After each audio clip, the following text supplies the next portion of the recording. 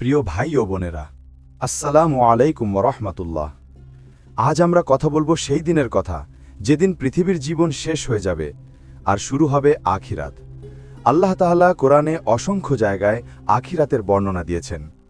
সেদিন মানুষের সামনে শুধু দুইটি রাস্তা খোলা থাকবে, একটি হলো জান্নাত, আরেকটি হলো জাহান্নাম। আজ আমরা শুনব সেই দিনের কাহিনী যা আমাদের জীবন বদলে দিতে পারে। একদিন এই দুনিয়া শেষ হয়ে যাবে, পর্বতগুলো ভেঙে যাবে, সাগরের পানি উথলে উঠবে, আকাশ ফেটে যাবে, মানুষ ভয়ে দিশাহারা হয়ে পড়বে। কোরআনে আল্লাহ বলেন, যেদিন কিয়ামত সংঘটিত হবে সেদিন মানুষ বিভ্রান্ত হয়ে যাবে যেমন ছড়ানো পোকামাকড়। সূরা কারিয়া। সেদিন ধনী গরিব, রাজা প্রজা সকলেই সমান হবে।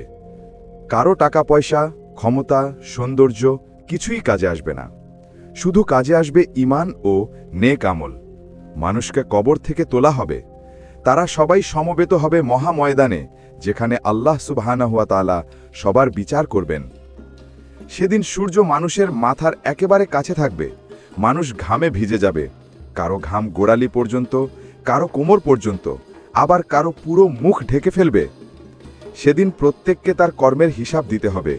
কেউ ছোট্ট একটি আমলও লুকাতে পারবে না।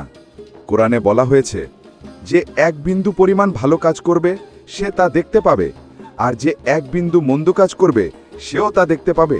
সূরা জিলজাল। এবার আসুন আমরা জান্নাতের বর্ণনা শুনি।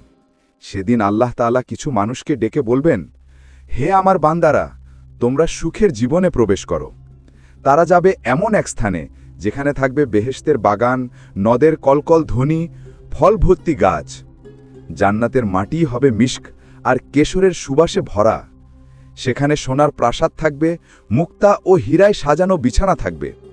তাদের জন্য থাকবে বিশুদ্ধ পানির নহর, দুধের নহর, মধুর নহর আর সুগন্ধি শরাবের নহর। কুরআনে বলা হয়েছে, তাদের জন্য থাকবে জান্নাতের বাগানসমূহ, যার তলদেশ দিয়ে নহর প্রবাহিত হবে। সেখানে তারা চিরকাল অবস্থান করবে। সূরা আলে ইমরান। প্রিয় ভাই ও বোনেরা, জান্নাতে থাকবে এমন সব ফল যা তারা ইচ্ছা করবে মুহূর্তেই তাদের সামনে হাজির হবে। তাদের জন্য থাকবে যুবতী হুর, থাকবে চিরসঙ্গী সাথীরা। সবচেয়ে বড় পুরস্কার হবে আল্লাহ সন্তুষ্টি ও তার সাক্ষাৎ।